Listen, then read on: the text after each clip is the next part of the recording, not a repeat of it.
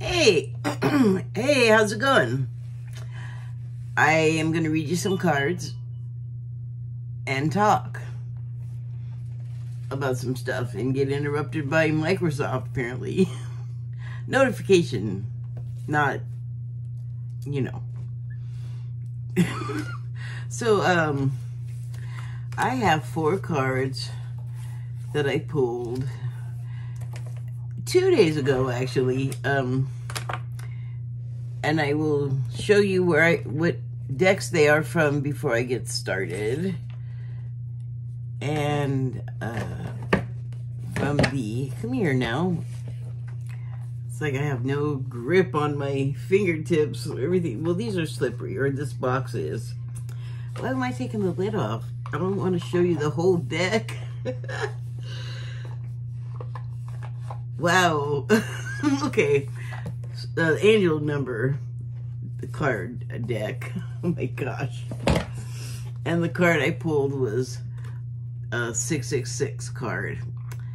Just wanted to show that to you. Don't have a cow about the number. And from the Shaman's Dream Oracle deck, which is this one, without the glare, please, I pulled the number 12 card, Dragon's Horde, Protecting the Future is the subtitle. And that's what that one looks like. I guess I could tone down that light there, but that's not a bad picture. You can see pretty good. From the Wild Unknown Animal Spirit deck, this one, I pulled Octopus.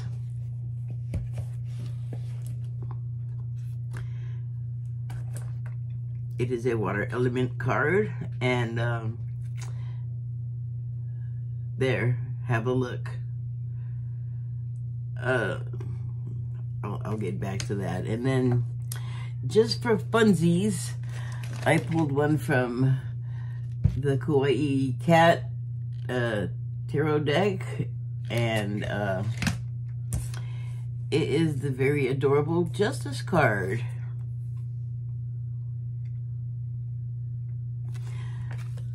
So, not yesterday, or I guess it was yesterday. Yesterday, I woke up and I felt so light. Like, I didn't realize, well, I guess I kind of did realize how heavy. Oh, getting started without mentioning my disclaimer business back there. So, the signs behind me, if you, oh, let me see. Just wanted to call your attention to those so I don't have to mention it again. I hope. Please and thank you. Anyway,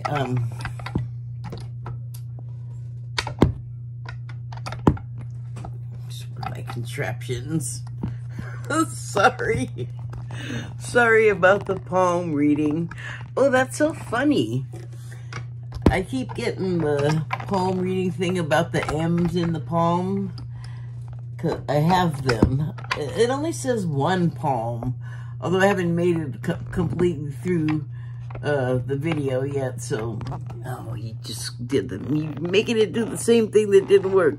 See, this is why I have not been wanting to take it down. I've been asking people to just expand it on their own phones. Okay. There we go. That's perfect. Anyway, yeah, I woke up feeling like a load had been lifted, and my mood was several levels happier and brighter than it had been, which is not to say that I was like down in the dumps. You know, I wasn't depressed or anything like that, but the overall energy has been, I mean, the combination of aggression and scorn and resentment and ridicule and judgment, I created like a pretty nasty little mess there, I guess you could call it. And it's not like any of that went away, but just the energy just shifted. Thank goodness. Thank God. So anyway, I had pulled the cards like night before last and just didn't end up reading them because I just wasn't feeling it. And then I just, for some reason, I just was suddenly exhausted. And I say it that way because there's no good reason. I had had plenty of sleep. I had had plenty of recent sleep. I just, oh, is that 222? No. Anyway, yeah, I had like recent good sleep and still just was like passed out. But I don't know why meditating is such a narcotic for me, or is that the right word? Whatever the sleep-inducing condition thing you take, I get it from doing that. So anyway, I didn't end up reading them that same day. Then yesterday dawned, and I don't know. I mean, I knew they were there. I saw them throughout the day and didn't like feel like acting on them, I guess. And then today, I didn't want to. So, you really needed to know all of that. I don't.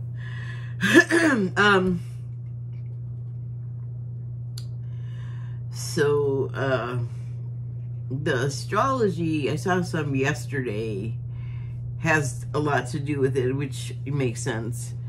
And it's that we moved out of, I believe it was Mars and some other stuff, into Jupiter, which is like Sagittarius. It's not the only planet affecting things, but it's gigantic and it does have a big effect. And then I saw something else, a different reader's channel, and I haven't even watched the video yet. It was just in the thumbnail, and that person does not show their face. It's always text or just, you know, vocal or audio. And it said, and it was from 3 weeks ago actually, and it said that the eclipse in April that probably like exacerbated like everything, you know, everywhere, like bubbles in a boiling pot. Also what that did was kick us over into another level. Like it was a big shift. That's what all the commotion was about. So it's just ongoing, like as usual, always something is ongoing, but the upheaval, like, you know, the wars, the protests with the wars, and I will reiterate that I'm always talking about America because that's where I live and that's where I can speak the best on without totally screwing things up. But you know,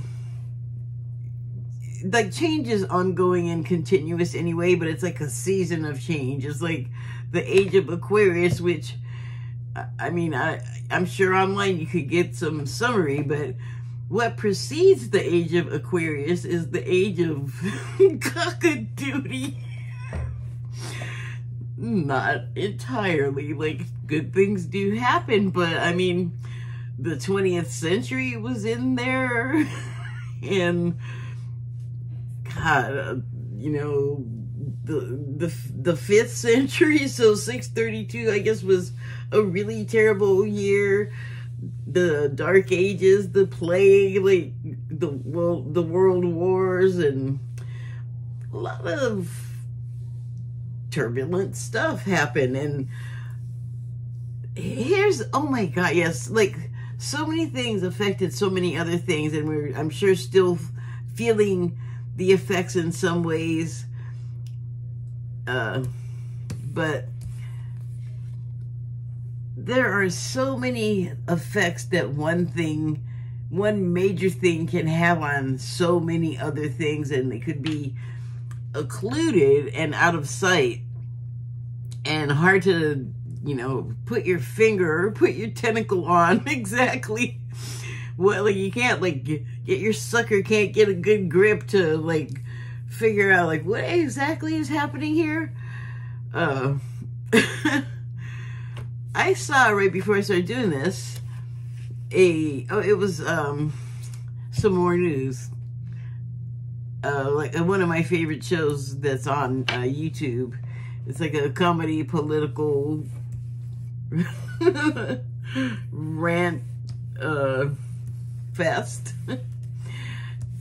Obviously I like it, I'm chuckling. So but the host there was talking about George Soros today. So my knowledge of George Soros until I saw this was limited, and I knew that. I just wasn't interested, because here's what I knew about him. I knew that he was European, I knew that he was some kind of financial guy, I knew that he was super rich, and I knew he was the right's, like, whipping boy, total enemy, like, just.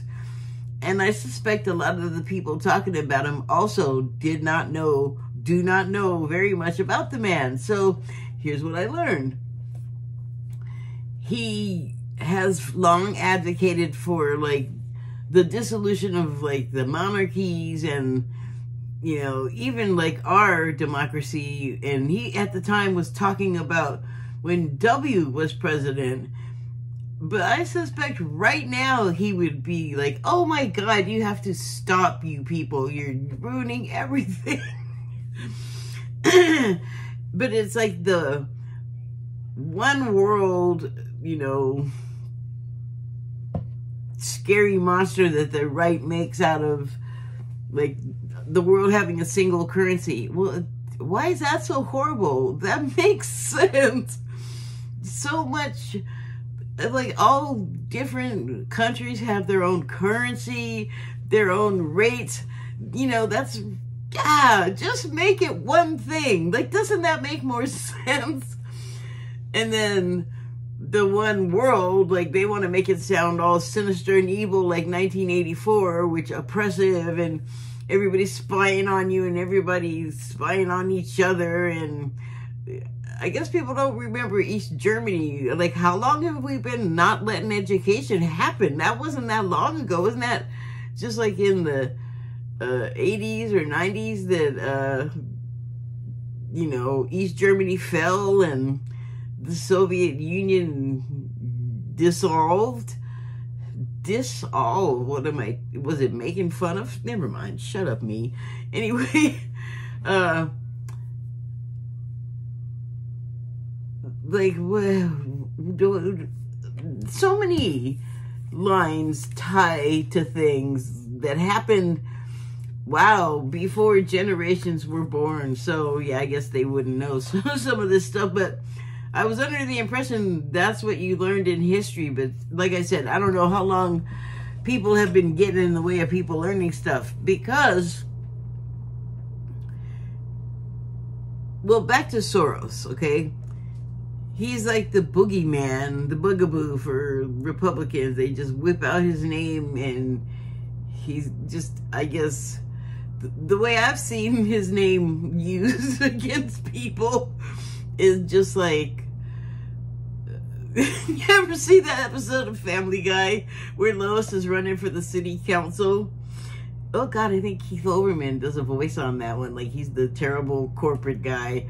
But the terrible corporate guy has convinced the idiot mayor, Adam West, that, well, he paid him, was how he convinced him, to allow him to pump his, like, chemical waste into their beautiful local lake. And then, like, they go to the lake, and the lake is bad, so somebody talks Lois into becoming the mayor. And then I think Brian, the dog, gives her the advice of just say 9/11. Like, talk about, like, your issue you want to talk about. When people start getting bored, just say 9/11. So I feel like that's how they use Soros' name. Soros. Anyway, Soros, wow, he came, like, he's really a self-made man, but wow, is he a fixer and a doer. And I mean, it's admirable, but like what he did with the talent is freaking scary. So he did a number of things. I'm not going to relate his whole life that I saw on the show. It didn't even tell it all, I'm sure, but the thing that stuck with me is that he became a millionaire, I guess a couple of times over, a billionaire rather, and on the way, he somehow talked the head of some small European country. I'm sorry, I'm not remembering the exact name of it. Please excuse me, but it was a small one, and somehow he was managed to, I think through like investing, leverage, like control. He managed to get in his hands control of this whole country's money, and then like did a short sell or something. I don't even know if that's the right kind of definition for it, but he like took their money, made a bunch of money for himself, and then just took it, and then the whole country was like, what the F, dude? That is seriously messed up. Like, that is evil. And then he got in trouble with, I think, France, and had to pay a pretty big fine, but by then he was really rich, so it didn't sound like he had to like go to jail for it. And he's gotten in trouble, I guess, with Wall Street for insider trading, and I believe, or I think that's what the dude said in the show. But the point is he sounds like somebody the Republicans should be loving with his tactics with the money. And I don't know why they don't. Perhaps because they don't know his background like I didn't. But I wasn't just all, oh, Soros, I love him. Because I was all, I don't know anything about him. I don't know if this is a person I want to love. I do want to, like, check as much as I can first. So, I just thought that was really interesting. So, I'm just going to go through and read the cards.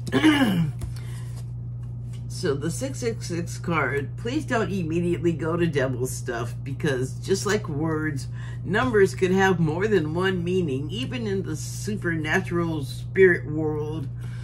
So the subtitle on this card, the scary card, is reflect. Reflect. The keywords are love, affection,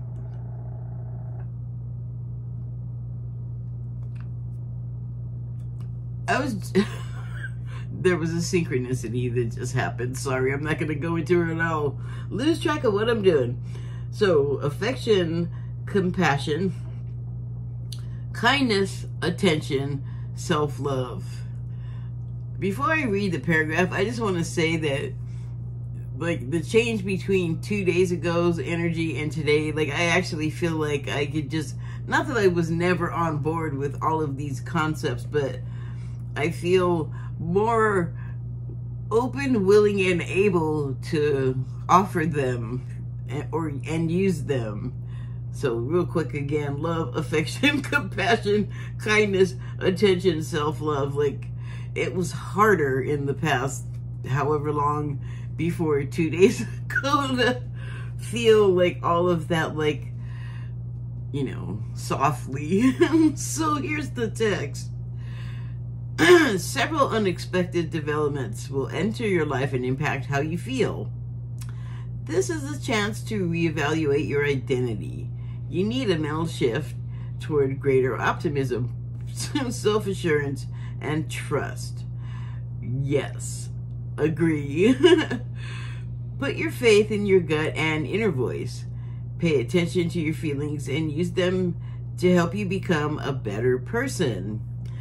Well, I'll tell you what, like I said a couple of days ago, all of that felt much more difficult to apply. So I'm like paying close Oh, shoot. No. Close attention to all of this stuff. Get out of here. That I'm talking about.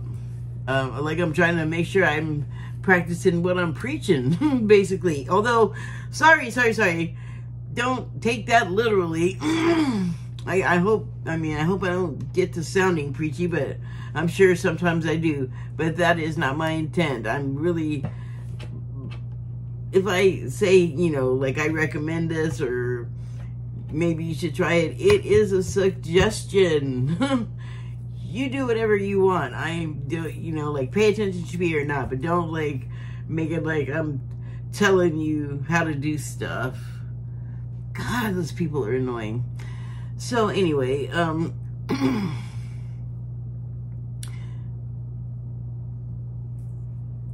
the culmination of like that big eclipse energy and now, was it full moon? Yeah, I guess it was full moon.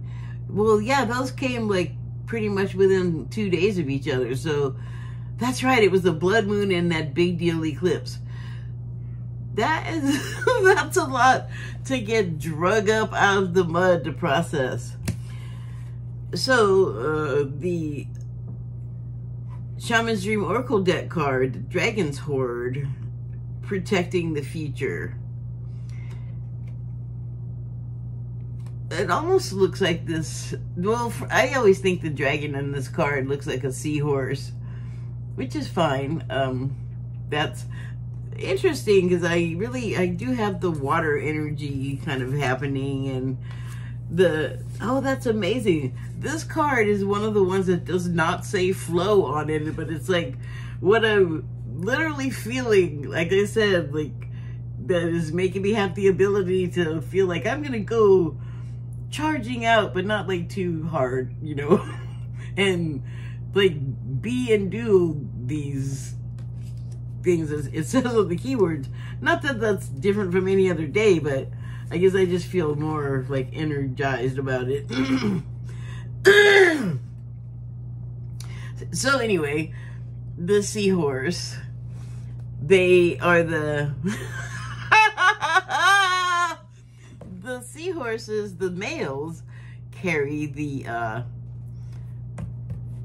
babies. And the whole birth process I am not going to go into. You have a Google machine, go look it up yourself. I'm really annoyed because there's a phone call sitting there, but I don't know how to work this phone that well, and I don't want to mess up this recording, so I have to live with this persistent, putrid people that won't stop calling my phone. Anyway, the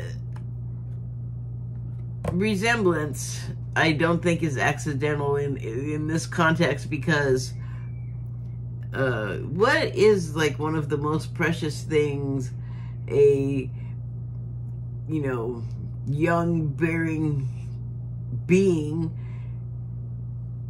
could have? The being they're carrying, or beings, it's the whole huge biological imperative that seems like everything that exists has that's not inert. Like everything has the propensity to multiply and grow.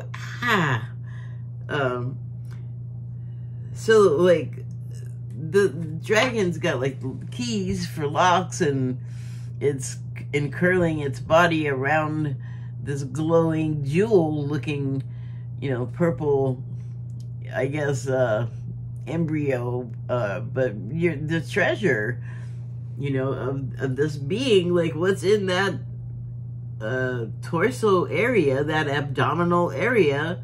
Wait, I don't know if this has what's called an abdomen, so let's just, yeah, whatever, that midsection, that trunk, you know what I mean, where the purple glow is, the treasure. It's obviously like, you know, projecting, I'm putting a zone of protection around this, but I think that's more for you and I to look at. Like, I don't think it's a good camouflage effect. Like, if you don't want anyone coming around to, you know, whatever, sniff around your treasure for your treasure, don't be glowing brightly. And also, seahorse down in the dark, you're doing the thing that you don't want to do, so that, like, the people that know that you're changing your clothes, like, you don't want to be silhouetted by in your window. So, but you know, dragons are ancient. Maybe it's in a safe place. Like, maybe it just knows that it's protected. And, you know, the number 12, if you add 1 and 2 together, is 3, and 3 represents the creator, spirit, business guy, frequency thing. So maybe it is in the darkness is not dark like bad, you know, scary darkness. It's just like that darkness of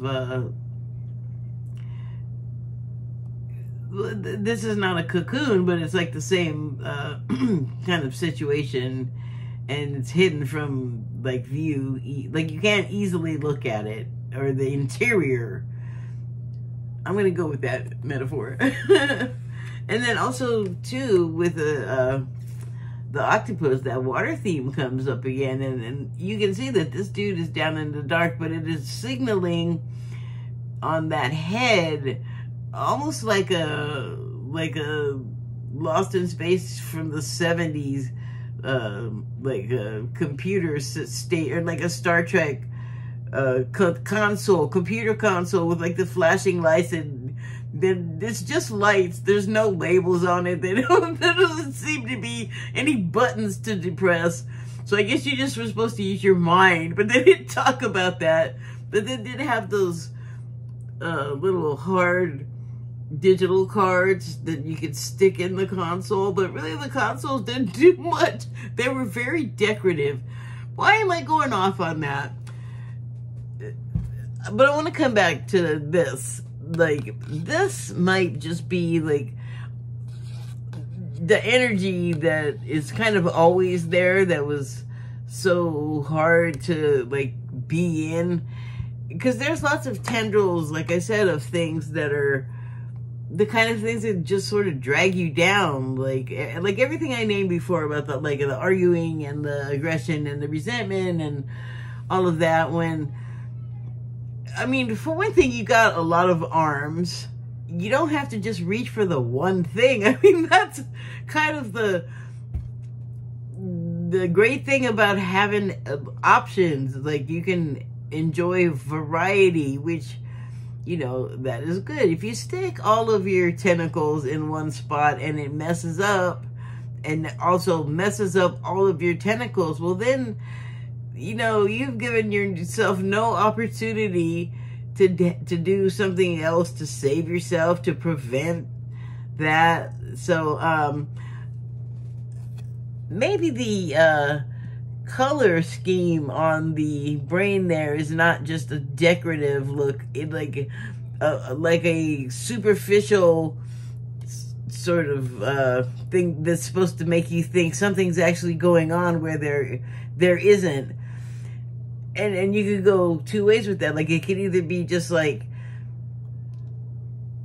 Star Trek was very slapdash practical effect once you, like, learn what went on behind the scenes. And they didn't, you know, have anything to drawing board, like, to compare against in reality, other than other created stuff. So, you know, computers weren't really a thing yet. So, but they had an idea. Like, probably the government, they were totally already a thing, because they get stuff way, way before we do. And the stories they tell us can be spurious. So I mean, they might have had, like, full-on computers. Well, You know, I'm learning computers in like 7th grade and filling out 1 million punch cards so that I can get a printout of my name or the year. And it's like, I guess that was analog coding, but oh, see, now I'm getting all sidetracked. But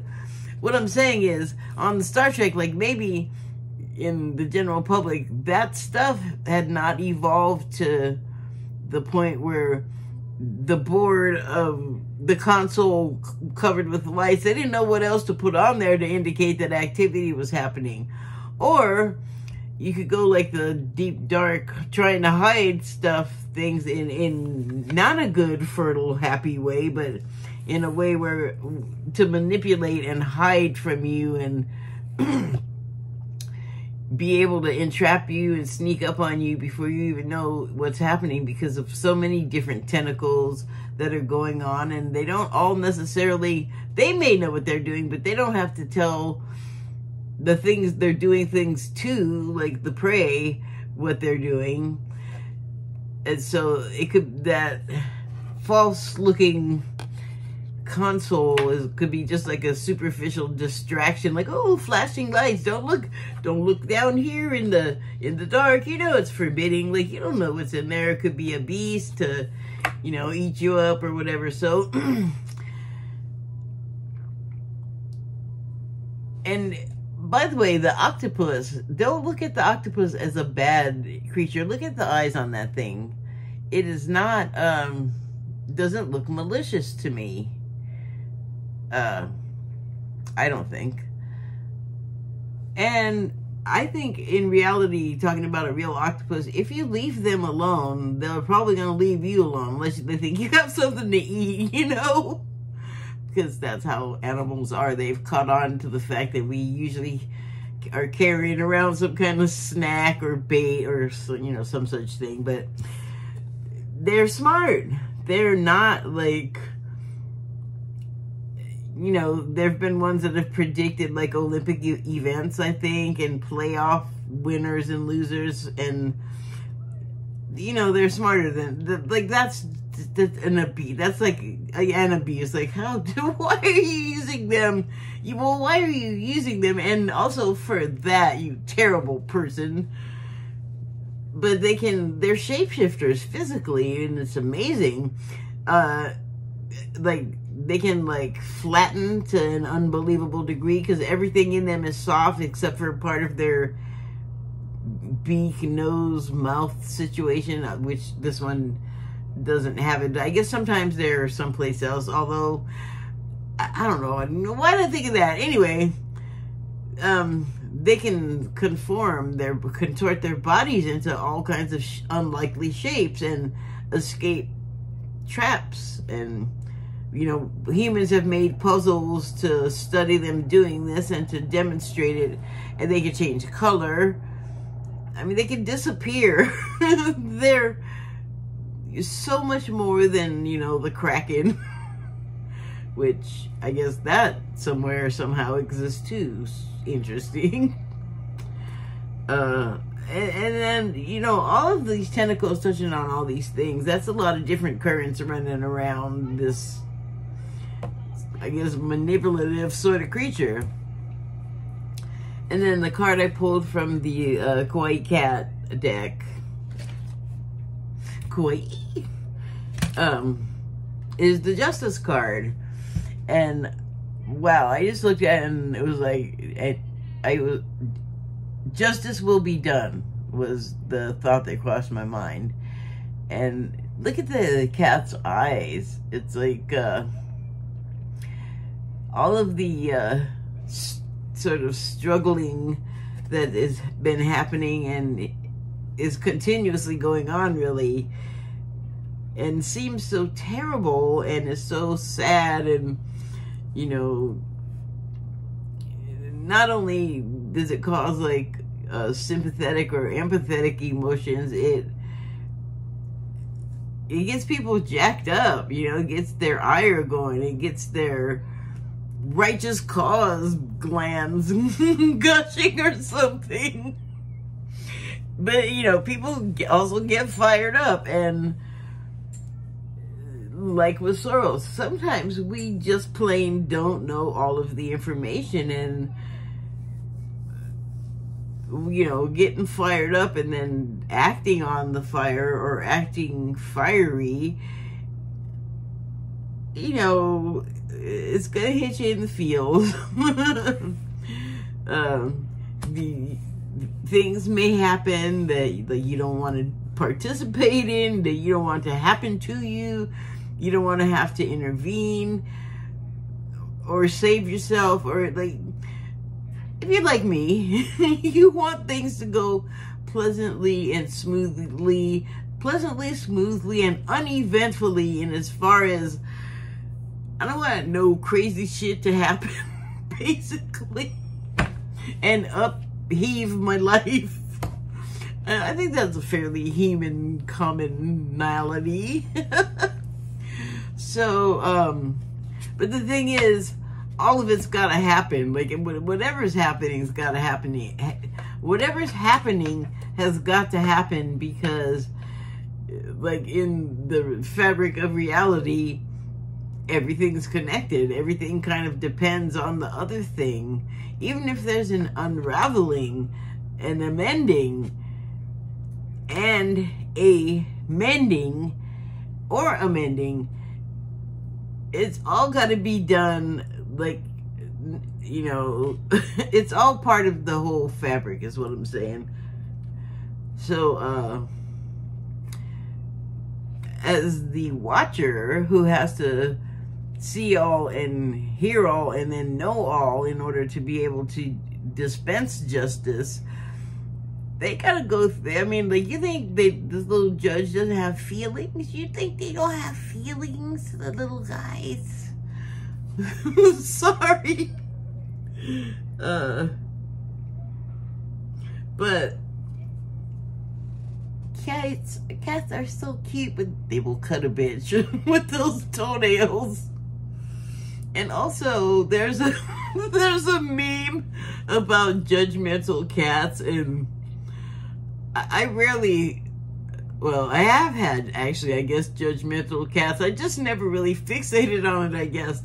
This guy that I have now does not really, I don't think I've seen him give me a judgment look, except for a bless your heart situation. Cat's just like, you'll get it one of these days. Like, maybe I'm anthropomorphizing. I don't know. Anyway, as you can see, I'm back.